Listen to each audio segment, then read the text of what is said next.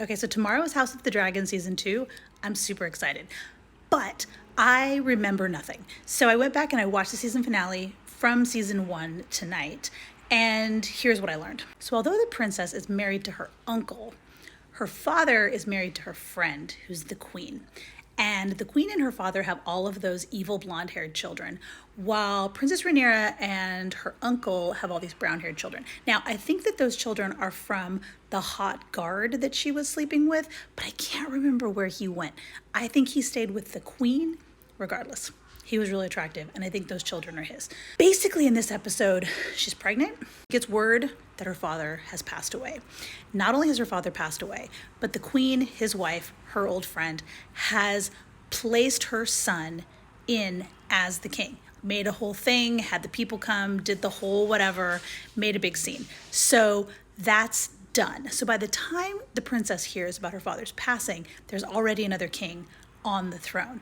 Now, she's of course not stoked about this because it should have been her or her son, but probably her. She's pregnant. This makes her very upset. She has a really terrible miscarriage. That's awful. After this, she and her husband are trying to figure out what to do. They're standing at the grave of their child who is being cremated. Word comes from the castle. One of these two twin men that I forgot about, guards, one of them shows up with a crown and he's like, hey, I'm gonna take a knee. I'm your guy. My brother's back at the other place, but I'm here. I'm offering you my everything. I will take care of you till the day I die. I am yours. Gives her the crown. Now she's the queen.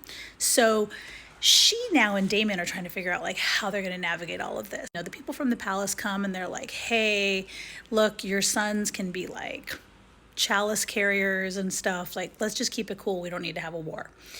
And she's like, I don't know. Let me think about this. Maybe.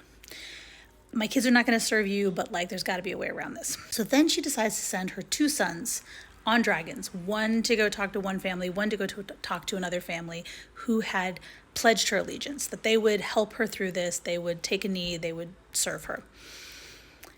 When the one son, her middle son, shows up, one of the evil blonde kids from the queen is there, the one with the patch.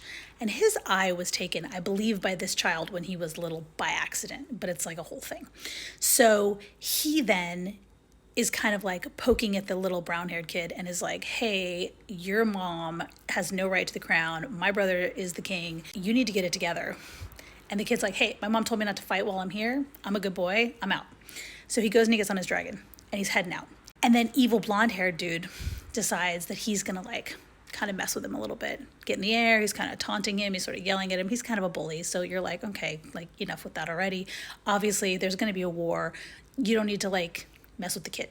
But then his giant old dragon goes totally rogue and like snaps the kid and his dragon out of the air to like pieces and like flicks him out into the sky. Gnarly. So the look on his face is like, oh crap, this is no good. Now there's legitimately going to be a war happening because of me. This is very, very bad.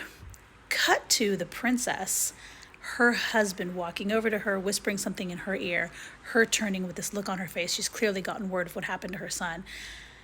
And essentially you're like, oh dang, it's about to go down. Basically tomorrow, like all hell is going to break loose. There's going to be the beginning of a war. There's going to be fighting. It's going to be intense. So I'm here for it.